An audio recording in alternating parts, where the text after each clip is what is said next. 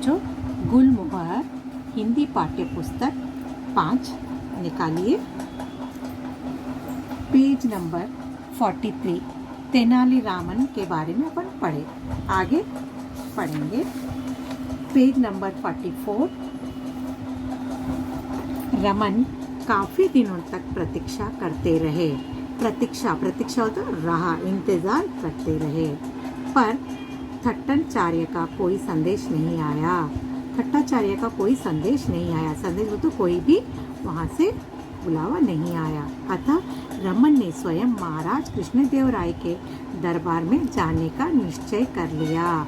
निश्चय हो तो संकल्प कर लिया। उन दिनों महाराज ने कुछ विद्वानों की एक सभा बुलाई हुई थी। रमन भी इस सभा में जा पहुँचे। सभा में वाद विवाद हो रहा था।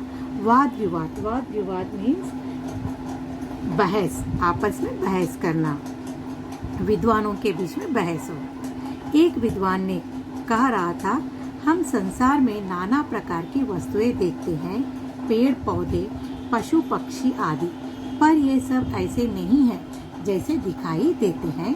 हम केवल इन्हें ऐसे मान लेते हैं। दूसरे विद्वान इस बात पर विचार कर ही रहे थे कि अचानक रमन खड़ा हो गया। उसने उस विद्वान से पूछा, मान लीजिए हम कोई चीज खाना चाहते हैं तो क्या केवल यह मान लेना ही काफी है कि हम वह चीज खा रहे हैं? क्वेश्चन मार्क करें। हाँ, विद्वान ने उत्तर दिया। Page number 45। अब तेनालीराम ने कहा, भाइयों भोजन तैयार है, आइए हम सब भोजन करने चले। पर ये महाराज यहाँ बैठे बैठे ही मान लेंगे कि इन्होंने भोजन कर लिया है, इन्हें यहीं बैठे रहने दीजिए। रमन का इतना कहना था कि सब लोग खिलखिलाकर हंस पड़े। महाराज उसके हाजिर जवाबी से इतने प्रसन्न हुए कि उन्होंने उसे अपने दरबार में विदूषक का स्थान दे दिया। विदूषक का आपको पहले ही लेसन में समझा चुके, हाजिर जवाबी। अब वे तेनालीराम के नाम से प्रसिद्ध हो गए। एक दिन महाराज तेनालीराम की किसी बात पर अप्रसन्न हो गए। उन्होंने क्रोध होकर कहा, जाओ, मुझे कभी अपना मुंह मत दिखाना।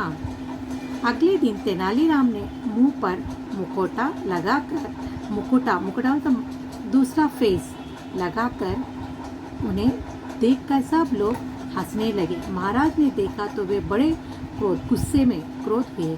उन्होंने सिपाहियों को आज्ञा दी, इसे ले जाओ और जेल में बंद कर दो। तेनालीराम ने नम्रता से कहा, अपराध क्षमा हो महाराज, मैंने तो आपकी आज्ञा का ही पालन किया है। मैं तो अपने मुंह पर नकली चेहरा लगाकर आया हूँ ताकि आपको मेरा मुंह न दिखाई दे। यह सुनकर महाराज का गुस्सा उतर गया और वे हंसने लगे। बच्चों, मैं यहाँ तक आपको पढ़ाई ना, बाकी का भाग अगली कक्षा में पढ़ेंगे। यहाँ पर चित्र में देखो बच्चों, दरबार दिखाई दे रहा ना बेटा, राजा सिपाही, यहाँ पर तेनालीराम खड़े हुए हैं। मैं अभी आपको लेसन पढ़ाई थी ना, उन्होंने विद्वानों के लिए क्या करे, रमन प्रतीक्षा करते रहे, बुलावा नहीं आया तो उन्होंने स्वयं खुद चले गए दरबार में।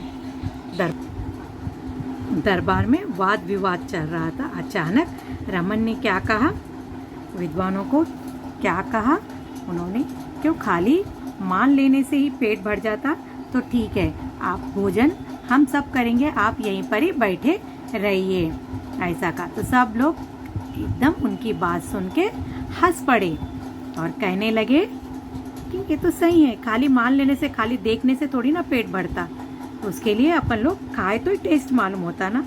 तो उनका हाजिर जवाबी उत्तर देख के सब लोगों को प्रसन्न हुए और उन्होंने राजा के दरबार में उनको तेनालीराम के नाम से प्रसिद्ध हो गए। महाराज उनको विदूषक के स्थान दे दिया और तेनालीराम के नाम से प्रसिद्ध हो गए।